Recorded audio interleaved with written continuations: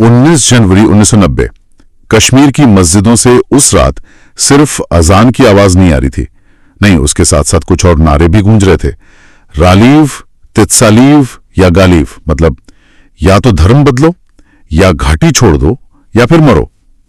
ये वो रात थी जिसने हजारों कश्मीरी पंडितों के लिए सब कुछ बदल दिया, हमेशा के लिए। आज हम कश्मीरी पंडितों के पलायन और उनकी आज की स्थिति पर एक गहरी नजर डालेंगे। हमारे पास जो स्रोत हैं वो कई तरह के हैं। सरकारी दस्तावेज हैं, कुछ अकादमिक शोध हैं, जमीनी रिपोर्टें हैं, ऐतिहासिक लेख हैं और कुछ बहुत ही निजी, दिल दहला देने वाले अनुभव भी हैं। देखिए, हमारा मकसद सिर्फ 1990 की घटनाओं को दोहराना नहीं है, हम उस पूरी तस्वीर को समझना चाहते हैं। पलायन से पहले का कश्मीर कैसा था, उस एक रात में क्या बदला, इस विस्थापन ने एक पूरे समुदाय की जिंदगी पर क्या असर डाला, और सबसे बड़ा सवाल, आज 3 दशक से ज्यादा हो गए हैं, घर वापसी का यह सवाल इतना उलझा हुआ क्यों है। चलिए इस मामले की तह तक चलते हैं। ज्यादातर लोग कहानी 1990 से शुरू करते हैं, लेकिन हमारे स्रोत बताते हैं कि जमीन तो बहुत पहले से तैयार हो रही थी। 80 का दशक कश्मीर के लिए बहुत उथल पुथल भरा था, एक तरह का आप कह सकते हैं टर्निंग पॉइंट था। बिल्कुल, वो दशक एक बहुत बड़े बदलाव का था। स्रोतों में 1986 के दंगों का जिक्र बार बार आता है, जो गुलाम मोहम्मद शाह की सरकार के दौरान हुए थे। हाँ, मैंने भी पढ़ा इसके बारे में। ये पहली बार था जब कश्मीर में इतने बड़े पैमाने पर, मतलब हिंदू मुस्लिम दंगे हुए, मंदिरों को तोड़ा गया, पंडितों के घरों पर हमले हुए, और इसने पहली बार समुदाय में एक गहरे डर का बीज बो दिया था। और ये कोई अकेली घटना तो थी नहीं, माहौल धीरे धीरे बदल रहा था।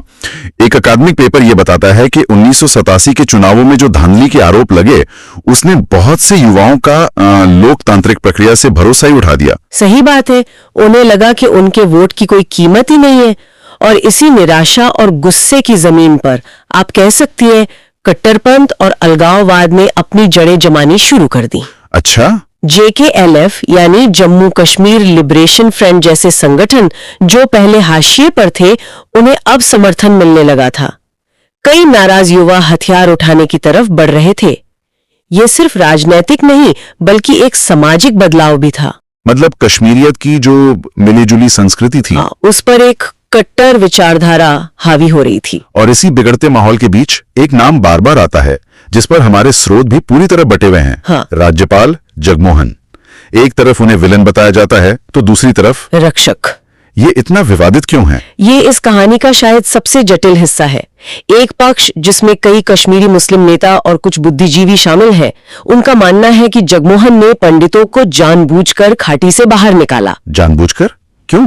उनका तर्क है कि वो पंडितों को हटाकर कश्मीरी विद्रोह को बेरहमी से कुचलना चाहते थे, ताकि कोई हिंदू विक्टिम ना बने और इसे पूरी तरह से एक मुस्लिम अलगाववादी आंदोलन का रंग दिया जा सके। अच्छा, लेकिन दूसरा पक्ष तो कुछ और ही कहता है। हाँ, दूसरा पक्ष, जिसमें कई कश्मीरी पंडित संगठन शामिल हैं, वो उन्हें एक रक्षक के तौर पर देखते हैं। उनका कहना है कि अगर जगमोहन ना होते तो और भी बड़े पैमाने पर नरसंहार होता। और जगमोहन का खुद का भी तो एक तर्क है जो उनके लेखों में मिलता है। वो पूछते हैं कि कोई पढ़ा लिखा स्थापित समुदाय सिर्फ एक गवर्नर के कहने पर अपनी सदियों पुरानी जड़ें, अपना घर बार, जमीन जायदाद सब कुछ छोड़कर क्यों चला जाएगा? ये बात भी सोचने वाली है। बिल्कुल, सच शायद इन दोनों के बीच कहीं ज्यादा जटिल है। असल में उस वक्त हालात इतने खराब हो चुके थे, सरकार और प्रशासन का ढांचा वो लगभग ढह चुका था। पंडितों को लग रहा था कि उन्हें बचाने वाला कोई नहीं है। मतलब एक तरह से भरोसा खत्म हो चुका था। हाँ, तो जगमोहन के इरादे जो भी रहे हों, जमीनी हकीकत ये थी कि पंडितों को लगा कि निकल जाना ही जिंदा रहने का एकमात्र रास्ता है। तो ये वो पृष्ठभूमि थी, एक ऐसा माहौल जहां डर और अविश्वास हवा में घुल चुका था। और फिर आया 1989 का अंत, जब हालात बेकाबू होने लगे। चुन चुनकर प्रमुख पंडितों को निशाना बनाया जा रहा था। बीजेपी नेता टीकालाल टापलू की दिन दहाड़े हत्या कर दी गई। जज नीलकंठ गंजू को मार दिया गया। पत्रकार PN भट्ट, उनका अपहरण करके उनकी हत्या कर दी गई। ये तो एक सोची समझी रणनीति लगती है। थी ही, ये डर पैदा करने की एक सोची समझी रणनीति थी। संदेश साफ था, अगर इतने बड़े और प्रभावशाली लोग सुरक्षित नहीं हैं, तो आम पंडित का क्या होगा? ये सिर्फ हत्याएं नहीं थीं, ये पूरे समुदाय को आतंकित करने का एक तरीका था। और वो हिट लिस्टों की बात भी आती है। हाँ, हिट लिस्टें जारी की जा रही थी, दीवारों पर पोस्टर लगाए जा रहे थे कि पंडित घाटी छोड़ दें। और फिर आई 19 जनवरी 1990 की वो रात। स्रोतों में जो उस रात के अनुभव दर्ज हैं वो रोंगटे खड़े कर देने वाले हैं। मस्जिदों के लाउड स्पीकर से आजादी के नारों के साथ साथ पंडितों के लिए धमकियां गूंज रही थीं। काफिरों को घाटी छोड़ने या मरने के लिए कहा जा रहा था। जरा सोचिए, जिन पड़ोसियों के साथ आप पीढ़ियों से रहते आए हैं उन्हीं के बीच से ऐसी आवाजें आ रही थी। उस एक रात में सब कुछ तोड़ दिया। हाँ, डर अब सिर्फ आशंका नहीं बल्कि एक हकीकत बन चुका था। इसके बाद जो हुआ वो कश्मीर के इतिहास का सबसे बड़ा पलायन था। कितने लोगों का अनुमान है? अनुमान है कि लगभग 3 से 4 लाख पंडितों को कुछ ही हफ्तों और महीनों में घाटी छोड़ने पर मजबूर होना पड़ा। और ये कोई व्यवस्थित निकासी नहीं थी, ये एक बदहवास भगदड़ थी। और ये पलायन भी आसान नहीं था। एक रिपोर्ट में जिक्र है कि रास्ते में पंपोर में उनके काफिले पर पत्थर फेंके गए। लोगों को अपना सब कुछ पीछे छोड़ना पड़ा, घर, खेत, कारोबार। कई लोग तो बस एक सूटकेस में जो समेट पाए वही लेकर निकल गए। उन्हें लगा था कि ये कुछ हफ्तों की बात है। हाँ, कि हालात सुधरते ही वे लौट आएंगे, लेकिन वो कुछ हफ्ते आज 34 साल लंबे हो चुके हैं। घर छूट गए, लेकिन मुश्किलें तो अभी बस शुरू हुई थीं। जम्मू में शुरुआती दिन किसी बुरे सपने से कम नहीं थे। स्रोतों में जो तस्वीरें खींची गई हैं वो भयानक है। लोगों को नालों के किनारे, खुले मैदानों में, गंदे तंबुओं में रहना पड़ रहा था। एक रिपोर्ट के मुताबिक पहले 2.5 साल में ही 430 पंडितों की मौत लू लगने से हुई और 12 की मौत सांप बिच्छू के काटने से। ये किसी शरणार्थी संकट से कम नहीं था। बिल्कुल। और ये सिर्फ शारीरिक नहीं बल्कि एक गहरा सामाजिक और आर्थिक पतन भी था। हमारे पास एक शोध पत्र है जो इस बदलाव को आंकड़ों में दिखाता है। विस्थापन से पहले लगभग 33% पंडित परिवार खेती पर निर्भर थे और करीब 30% सरकारी नौकरियों में थे। मतलब एक स्थिर जीवन था। जी। पलायन के बाद 37% से ज्यादा लोगों को कम वेतन वाली असुरक्षित प्राइवेट नौकरियों पर निर्भर होना पड़ा। सोचिए, जो किसान अपनी जमीन का मालिक था वो अब शहर में दिहाड़ी मजदूर बन गया। लेकिन इसी शोध में एक हैरान करने वाली बात भी सामने आई। एक ऐसा आंकड़ा जो इस समुदाय के लचीलेपन को दिखाता है। तमाम मुश्किलों के बावजूद विस्थापित होने के बाद की पीढ़ी ने शिक्षा पर जबरदस्त जोर दिया। हाँ, ये वाकई कमाल है। इन मुश्किलों के बावजूद युवा पीढ़ी, खासकर महिलाएं, अपने माता पिता की पीढ़ी से कहीं ज्यादा शिक्षित हैं। उस शोध में शामिल 51% से ज्यादा युवतियां ग्रेजुएट या उससे ऊपर की पढ़ाई कर रही थीं, जबकि युवकों में ये आंकड़ा 41% था। 51% युवतियां, ये आंकड़ा तो सच में चौंकाने वाला है। मतलब सब कुछ खोने के बाद एक समुदाय अपनी सारी ऊर्जा शिक्षा में लगा देता है। स्रोतों में क्या है, इस पर कोई रोशनी डाली गई है कि ऐसा क्यों हुआ? क्या ये एक तरह की सर्वाइवल स्ट्रेटेजी थी? बिल्कुल। एक अकादमिक पेपर इसी बात पर जोर देता है। उनके लिए शिक्षा सिर्फ नौकरी पाने का जरिया नहीं थी। तो फिर क्या थी? वो अपनी पहचान, अपना सम्मान और अपना भविष्य दोबारा हासिल करने का एक तरीका बन गई। ये एक संदेश था कि आप हमसे हमारा घर छीन सकते हैं, लेकिन हमारी काबिलियत नहीं। और महिलाओं की शिक्षा पर खास जोर देना वो दिखाता है कि समुदाय भविष्य को लेकर कितना सचेत था कि अगली पीढ़ी को टूटने नहीं देना है। ये जो मनोवैज्ञानिक असर की बात है, एक निजी अनुभव जो हमारे स्रोतों में है, वो दिल दहला देने वाला है। एक राहत शिविर में एक मनोवैज्ञानिक ने बच्चों से अपने घर की तस्वीर बनाने को कहा।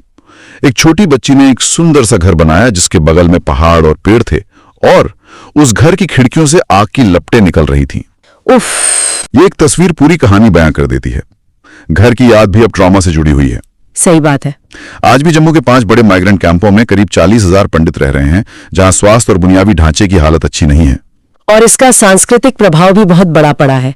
कश्मीर में पंडितों की संस्कृति वो संयुक्त परिवारों पर टिकी थी। विस्थापन ने उन परिवारों को तोड़ दिया। भाषा का क्या हुआ? कश्मीरी भाषा का? कश्मीरी भाषा जो पंडितों के घरों में बोली जाती थी, वो नई पीढ़ी में लगभग खत्म हो रही है, क्योंकि वे हिंदी और अंग्रेजी के माहौल में पले बढ़े हैं। समुदाय के खास रीति रिवाज, त्योहार मनाने के तरीके सब बदल गए हैं। एक पूरी जीवन शैली ही बिखर गई। तो इन सब का मतलब क्या है? इतनी तबाही के बाद सरकारों ने क्या किया? क्या कोई कोशिश हुई हालात सुधारने की? हाँ, कोशिशें तो हुई हैं, इसमें कोई शक नहीं। एक सरकारी जवाब के मुताबिक प्रधानमंत्री पुनर्वास पैकेज के तहत 3800 कश्मीरी प्रवासियों को घाटी में सरकारी नौकरियां दी गई हैं। और रहने के लिए? उनके रहने के लिए 6000 ट्रांजिट आवास बनाए जा रहे हैं। हालांकि इस पर काम की रफ्तार थोड़ी धीमी रही है। इसके अलावा जो परिवार घाटी से बाहर रह रहे हैं उन्हें मासिक राहत भी मिलती है, प्रति व्यक्ति 3200 रुपए, जो एक परिवार के लिए अधिकतम 13,000 रुपए तक हो सकती है। साथ में मुफ्त राशन भी। जी। तो अगर नौकरियां मिल रही हैं, घर बनाए जा रहे हैं, फिर भी लोग बड़ी संख्या में वापस क्यों नहीं जा पा रहे हैं? ये पहली क्यों नहीं सुलझ रही? क्योंकि असली मुद्दा पैसे या नौकरी का नहीं है। तो फिर क्या है? सुरक्षा और भरोसे का है, और ये भरोसा बार बार तोड़ा गया है। लोगों को लगता है कि 1990 के बाद सब शांत हो गया, लेकिन ऐसा नहीं है। 1997 में संग्रामपुरा, 1998 में वानधामा और 2003 में नडी मार्ग में पंडितों के नरसंहार हुए हैं। अच्छा, 1990 के बाद भी? हाँ, इन घटनाओं ने उन कुछ लोगों को भी वापस भागने पर मजबूर कर दिया जिन्होंने लौटने की हिम्मत की थी। और ये सिर्फ पुराने वक्त की बात नहीं है। हाल ही में 2021 में भी हमने देखा कि घाटी में काम कर रहे पंडितों और दूसरे हिंदुओं की लक्षित हत्याएं हुई। बिल्कुल। जब एक केमिस्ट की दुकान में घुसकर या एक स्कूल में टीचर को पहचान पत्र देखकर गोली मार दी जाती है, तो ये सिर्फ एक हत्या नहीं होती। ये एक संदेश होता है। ये पूरे समुदाय को एक संदेश होता है कि आप यहाँ सुरक्षित नहीं हैं। यही वो डर का मनोविज्ञान है जो वापसी की राह में सबसे बड़ा रोड़ा है। मतलब सरकार ट्रांजिट कैंप तो बना सकती है? हाँ, पर वो उस भरोसे को कैसे बनाएगी जो पंडितों को उन कैंपों से बाहर निकलकर अपने मुस्लिम पड़ोसियों के बीच रहने का हौसला दे सके? यही सबसे बड़ा सवाल है। जाहिर है, इतने जटिल हालात में समुदाय के भीतर भी वापसी को लेकर एक राय नहीं होगी। हमारे स्रोत भी इस पर अलग अलग विचार दिखाते हैं। हाँ, समुदाय में इस पर गहरी बहस है।